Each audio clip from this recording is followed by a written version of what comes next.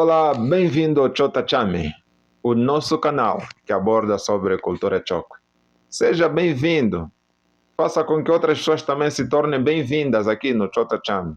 Por isso, por favor, subscreva, compartilhe, nos siga. Chota Chami no YouTube,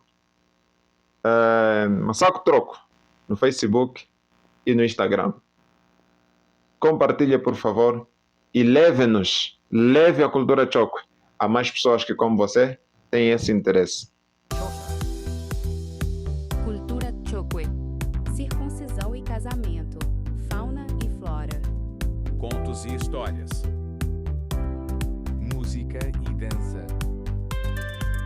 Gastronomia. Religião.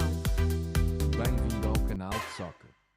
Hoje eu trago o seguinte provérbio: Afengombe asale chipitangombe.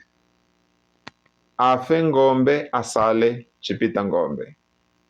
Traduzindo, que morra o boi para que o dono do boi viva. Viva o dono do boi e é permissível que possa morrer até o boi. Significado: na vida nós poderemos ter prejuízos. Nem sempre vamos ganhar. Nem sempre vamos ter lucros. Algumas vezes vamos ter grandes prejuízos. Mas o que se quer aqui dizer é que entre os bens e a vida, vale a pena perder os bens e ter a vida.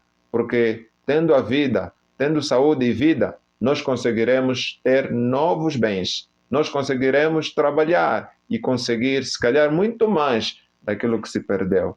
Então, vale a pena que percamos os bens, mas tenhamos conservado a saúde, tenhamos conservado a vida, para conseguirmos trabalhar e ter de novo aquilo que se perdeu. Por isso, Afe Ngombe Asale Chipitangombe. Muito obrigado pela sua companhia. Por favor, ative o sininho para continuar a receber mais vídeos, a ser avisado quando nós postarmos mais um outro vídeo.